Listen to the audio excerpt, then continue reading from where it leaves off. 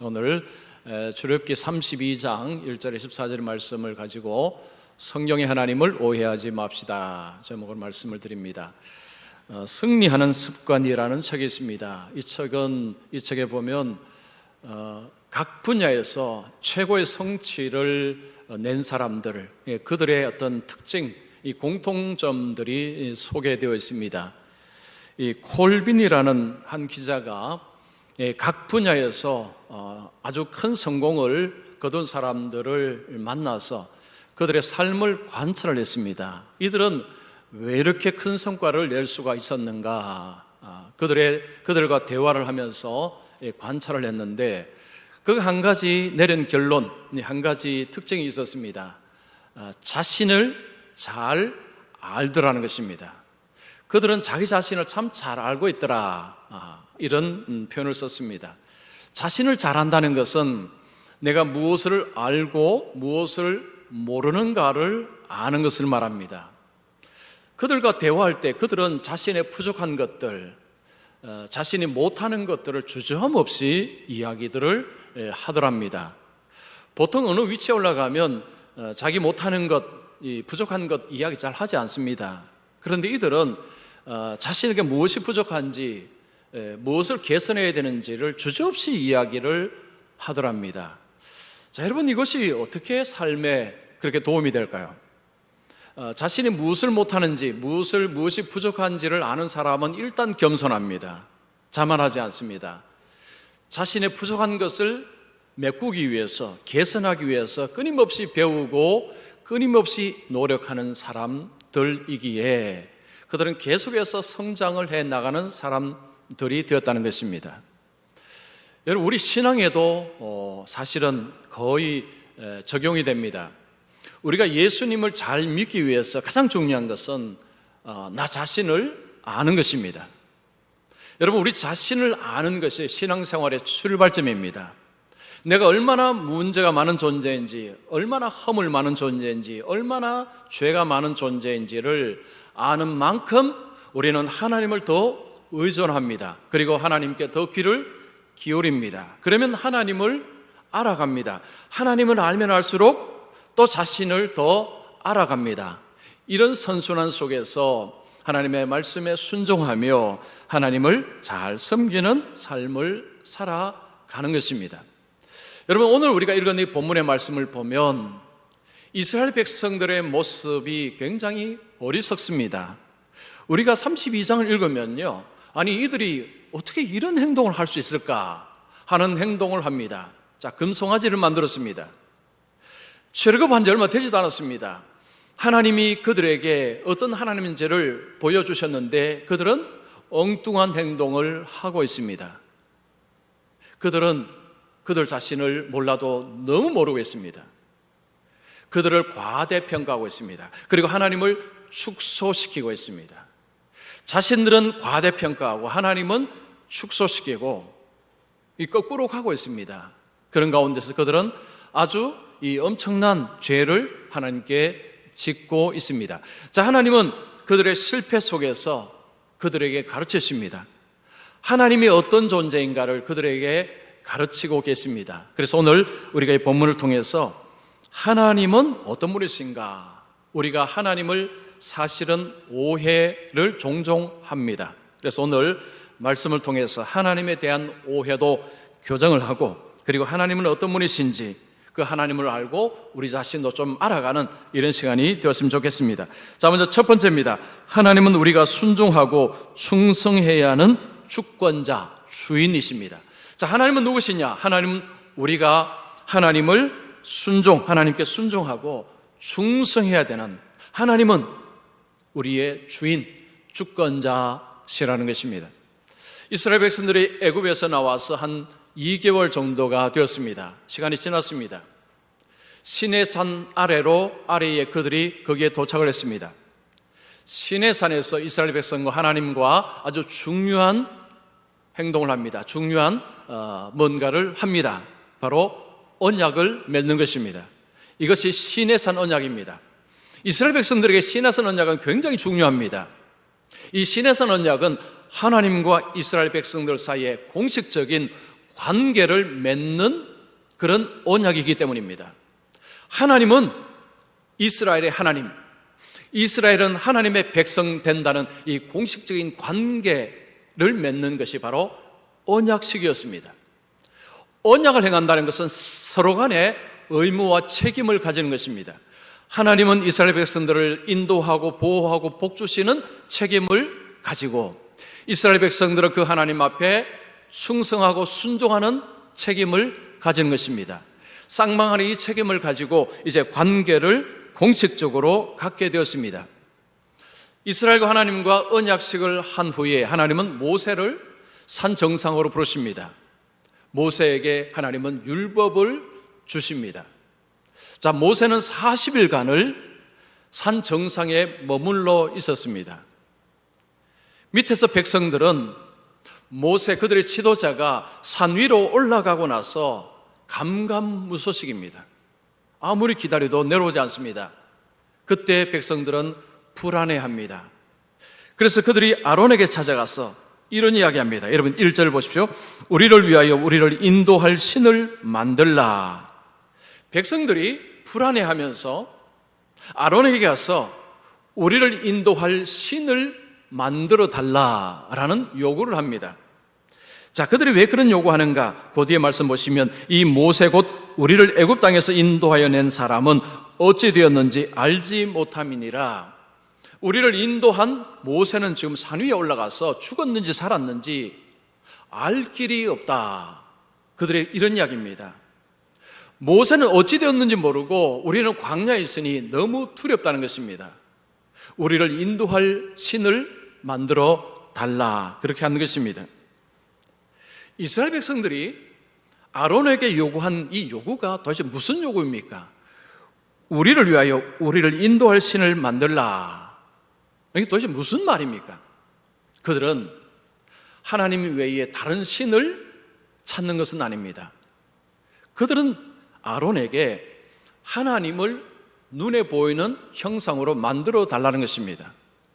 여기에는 두 가지 의도가 있습니다. 첫째는 하나님을 통제하고자 하는 의도가 있습니다. 하나님을 형상으로 만들어 놓으면 금송아지를 만들면 그 금송아지는 자기 혼자 못 움직입니다. 사람이 이동을 시켜줘야 됩니다. 사람이 통제가 가능합니다. 하나님을 통제하려고 하는 것입니다. 또 하나는 하나님을 조종하려고 하는 것입니다. 하나님을 형상으로 만들면 축소를 시키는 것입니다. 그 축소된 존재에게 사람이 조종을 하겠다는 것입니다. 자, 통제와 조종은 이거 뭘 의미할까요? 하나님을 대상으로 내가 원하는 것을 원하는 때에 얻고 싶다는 것입니다. 눈에 보이지 않는 하나님, 어디 있는지도 모르는 하나님, 그런 거 말고 눈에 보이는 하나님, 그래서 내가 원하는 때에 내가 원하는 것을 얻고 싶어 하는 것이 지금 이스라엘 백성들의 욕망입니다. 그들은 하나님이 그들을 인도하는 것이 아니라 우리가 인도하고 하나님은 우리가 요구하는 대로 들어주는 존재로 여기는 것입니다. 자신을 과대평가하고 있습니다. 그리고 하나님을 축소시키고 있습니다. 자신도 모르고 하나님도 모르고 있습니다. 그들에게 하나님은 누구십니까? 그들이 순종하고 충성해야 되는 주인이십니다. 그들에게 하나님은 그들이 순종하고 충성해야 될 주인이십니다. 그런데 그들은 하나님을 크게 오해하고 있습니다. 자신들의 욕망을 채워주는 존재로 하나님을 생각하고 있습니다. 언약을 맺은 지 불과 얼마 지나지 않았습니다. 아마도 지금 길게 40일, 한 달 여간 정도 지나지 않았습니다. 그들이 언약을 맺을 때 하나님께 우리 충성하겠습니다. 하나님께 순종하겠습니다라고 큰 소리로 그들이 맹세를 했습니다. 잉크가 마르기 전에 그들은 그들의 약속을 깨어버렸습니다. 그들이 자신을 얼마나 모르는지를 여기서도 알고 있습니다. 자신들은 지킨다고 생각했습니다. 얼마 지나지 않아서 다 깨버렸습니다. 그들은 자신을 몰라도 너무 몰랐습니다. 아론은 백성들의 요구에 어떻게 반응을 합니까? 2절 보십시오. 아론이 그들에게 이르되 너희의 아내와 자녀의 귀에서 금고리를 빼어 내게로 가져오라. 너희들에게 있는 금을 다 가지고 오라는 것입니다. 이건 명령입니다. 가져오라는 거죠. 이걸 가지고 아론이 뭘 만듭니까? 송아지를 만듭니다. 4절 보시면 아론이 그들의 손에서 금고리를 받아 부어서 조각칼로 새겨 송아지 형상을 만드니, 받은 금을 가지고 송아지를 만듭니다. 금송아지가 만들어졌습니다. 그 금송아지를 향해서 뭐라고 말하는가를 보겠습니다. 이스라엘아, 이는 너희를 애굽 땅에서 인도하여 낸 너희의 신이로다. 아론은 백성들에게 이스라엘아, 이 금송아지를 향해서 우리를 애굽에서 인도해낸 신이다. 그 금송아지가 하나님이다. 우리를 애굽에서 인도해낸 하나님이다. 그렇게 소리를 친 것입니다. 왜 하필 금송아지일까요? 그 당시에 고대 근동에서는 이 소라는 존재가 힘을 상징하고, 그리고 다산, 많은 것을 생산하는 다산을 상징하는 동물이었습니다. 그래서 나라마다 자기들의 신들의 형상을 만들 때 소의 형상을 많이 만들었다고 합니다. 그러니까 소의 형상을 만들어 놓고 그들의 신의 이름을 부른 것입니다.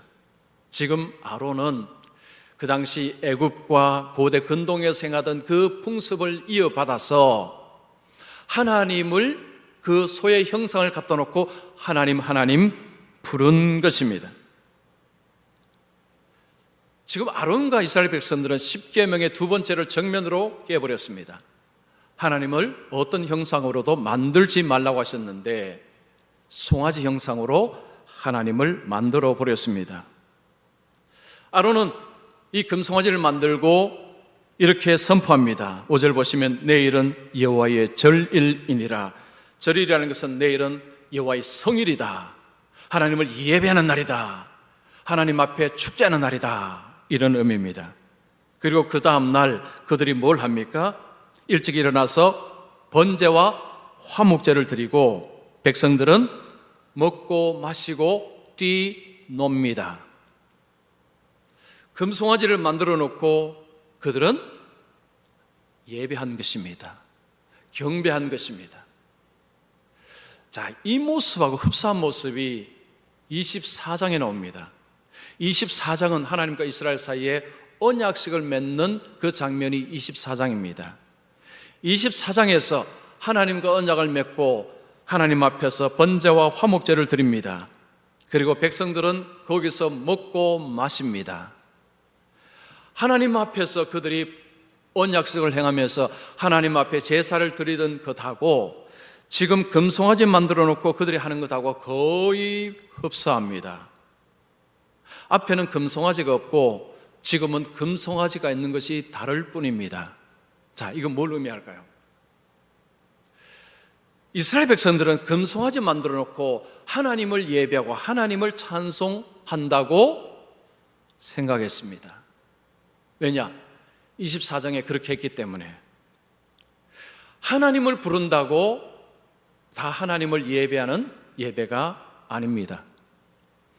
하나님을 찾는다고 다 성경에 하나님을 찾는 것이 아니라는 것입니다. 지금 아론은 이방의 문화로 갖고 와서 들이 섞어버렸습니다. 이방의 문화, 금송아지를 가지고 와서 하나님을 예배하는 형식하고 짬뽕을 시켜버렸습니다. 지금 이 비빔밥이 되어버렸습니다. 우리가 하나님을 예배할 때 세상 것하고 같이 비빔밥으로 섞어서 하나님을 예배할 수도 있습니다.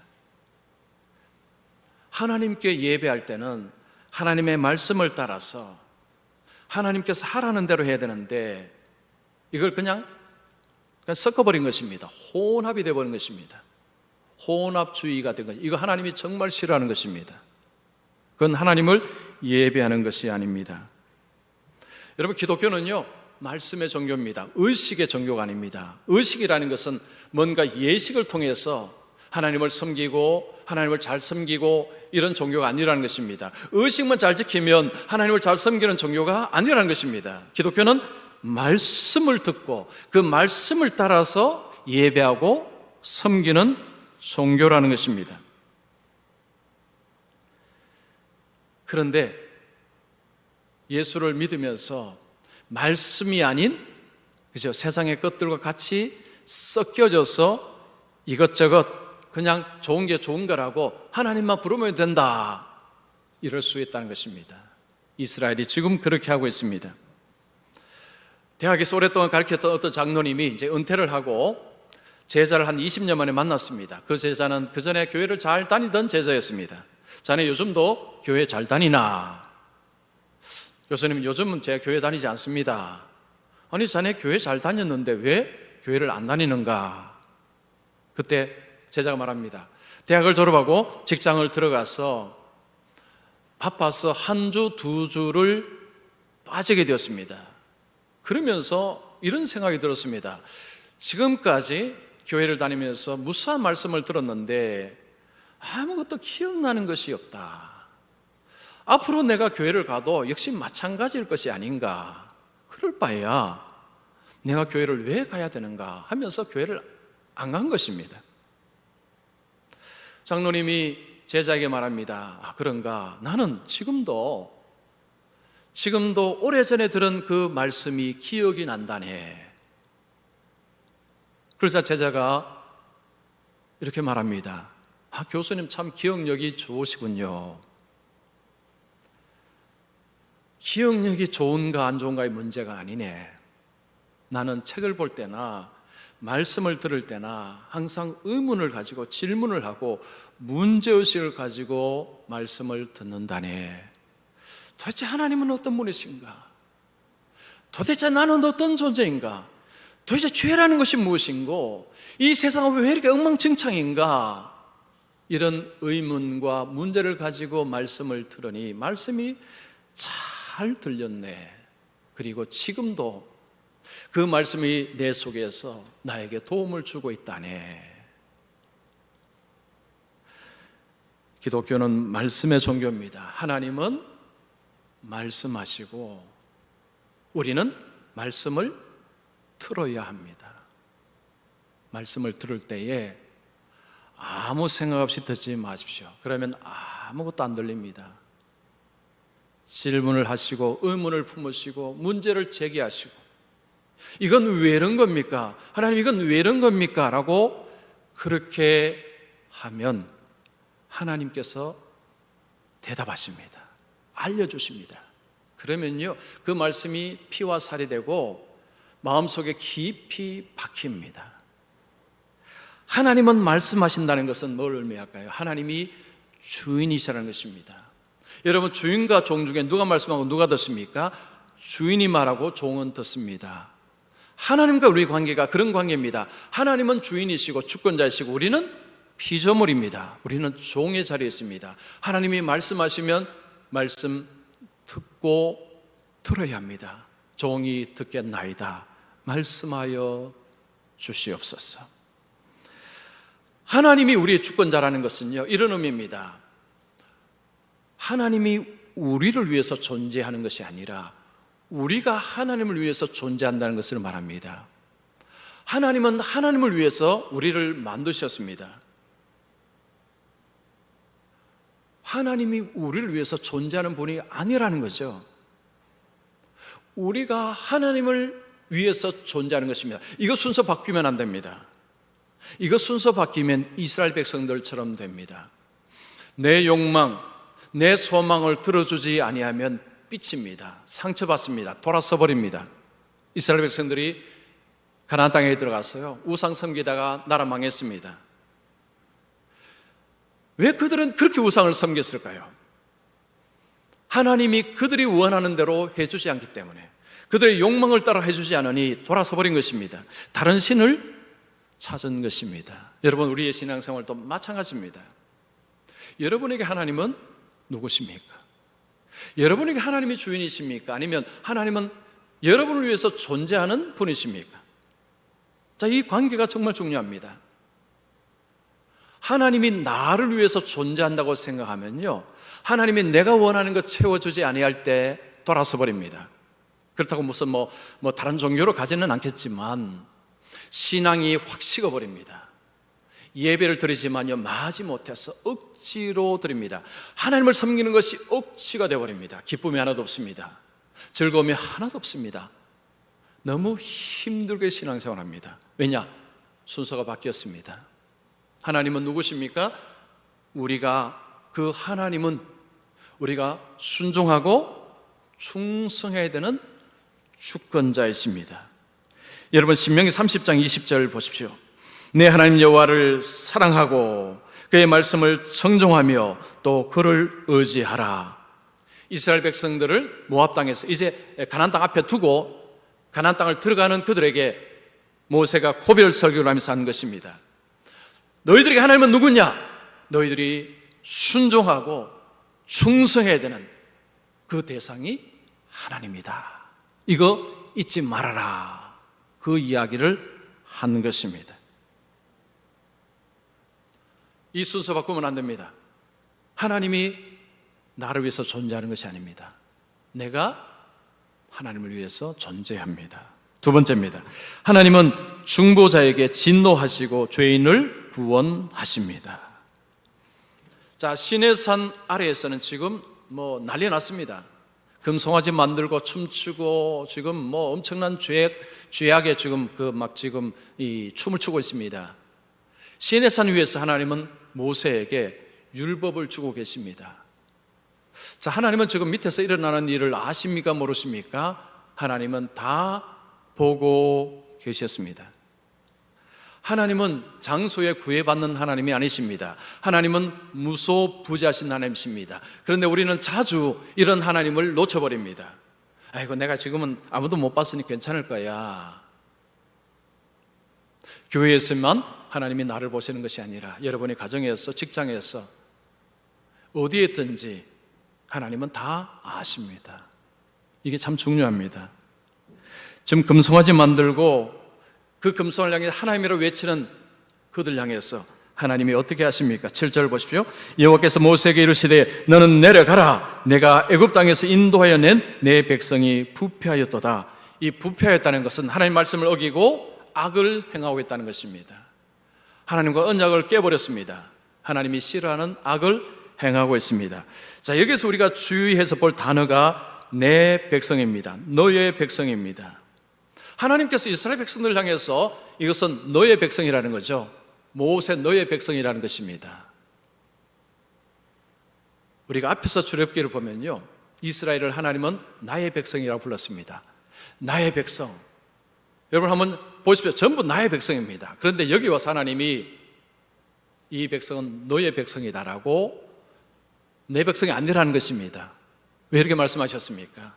지금 하나님과 언약을 깨버린 이 백성은 더 이상 나와 상관이 없다는 것입니다. 내 백성이 아니라는 것입니다.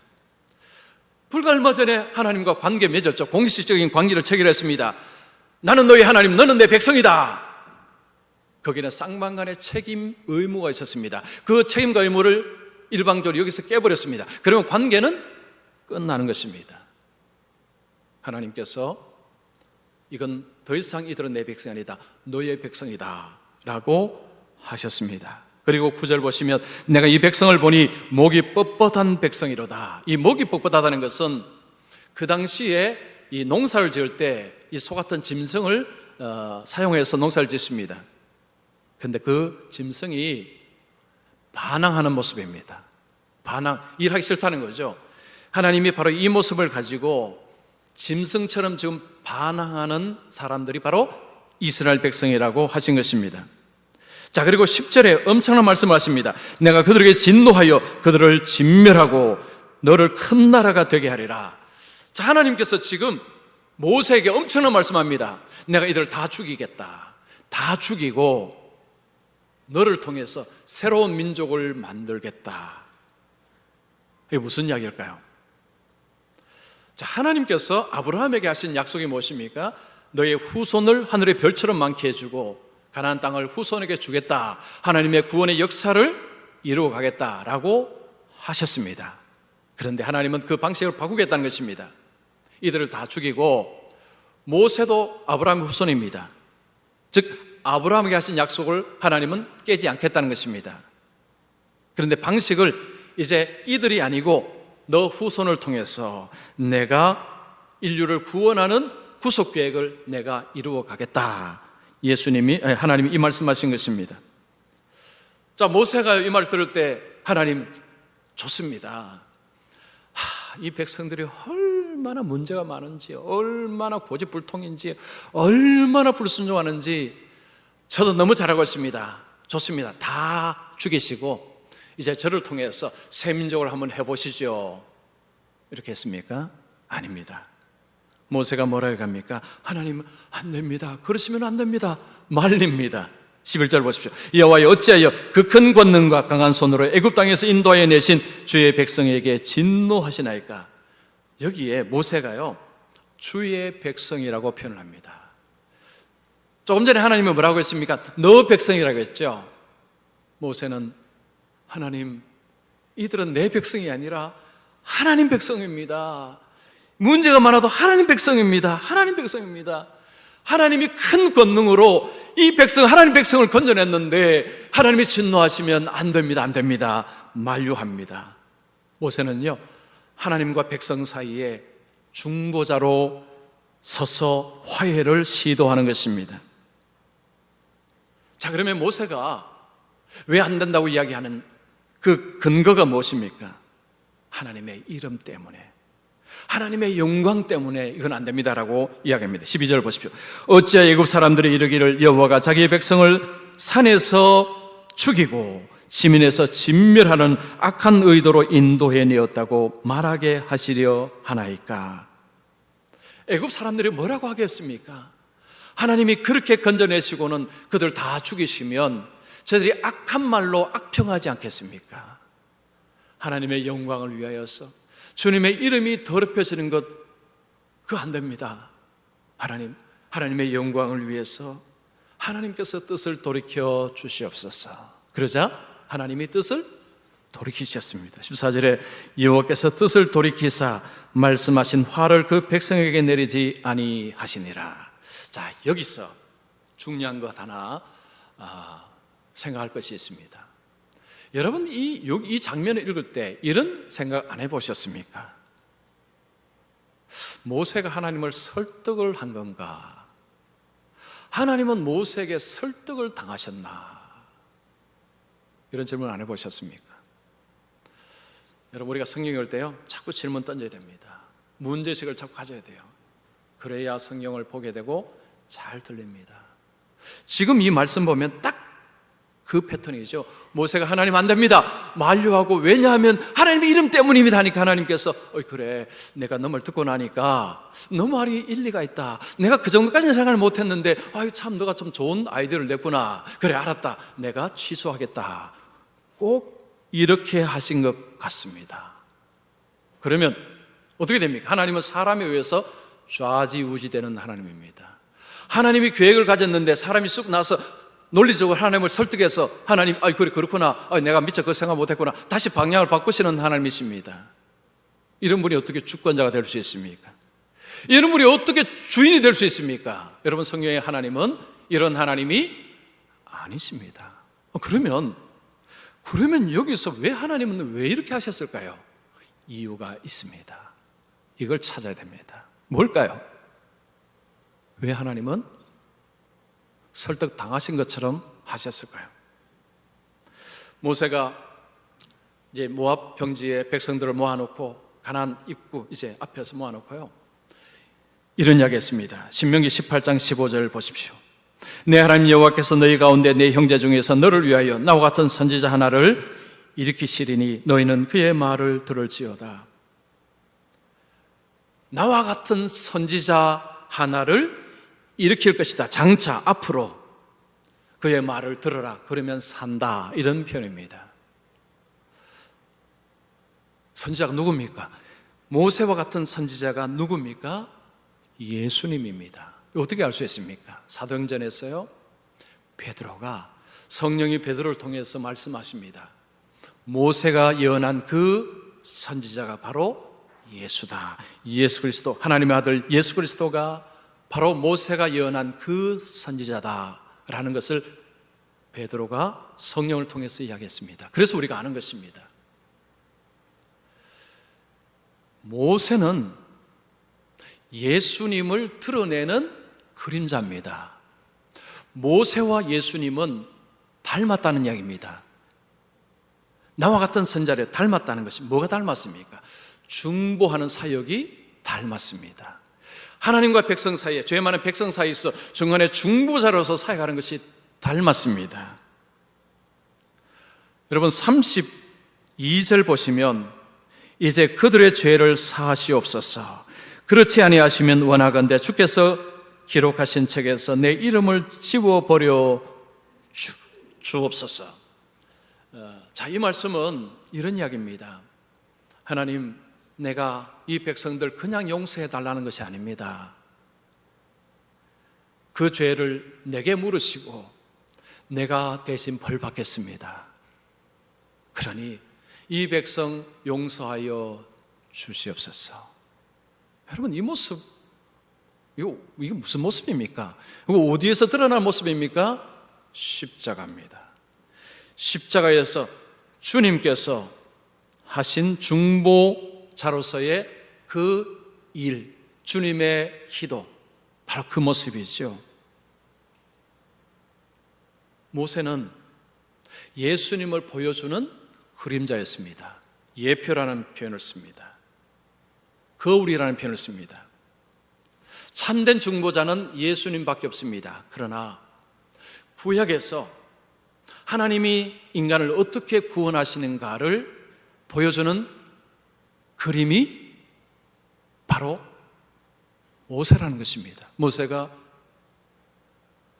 죄를 나에게 물으시옵소서. 그리고 이들을 용서해 주시옵소서. 중보자에게 죄를 뒤집어 씌우고 죄인들을 구원하시는 하나님의 그 계획이 여기서 보여집니다. 요한복음 5장 39절을 보십시오. 너희가 성경에서 영생을 얻는 줄 생각하고 성경을 연구하거니와 이 성경이 곧 내게 대하여 증언하는 것이니라. 예수님께서 성경은 나를 이야기한다. 이 성경은 구약 성경입니다. 구약 성경은 누구를 말하느냐? 전부 예수님을 이야기하고 있다는 것입니다. 요셉도 결국 누구를 이야기하고 싶었냐? 예수님입니다. 모세도 결국 누구를 말하고 싶었냐? 예수님입니다. 모세가 등장하고 요셉이 등장하고 뭐 이런저런 인물이 등장하지만 성경은 그 인물을 통해서 결국 누구를 보여주기를 원하느냐? 비추기를 원하느냐? 예수님입니다. 그 말씀입니다. 그래서 예수님께서 구약 성경은 전부 나를 이야기하는 것이다. 예수님이 그 말씀하신 것입니다. 모세가 죄를 내게 물으십시오.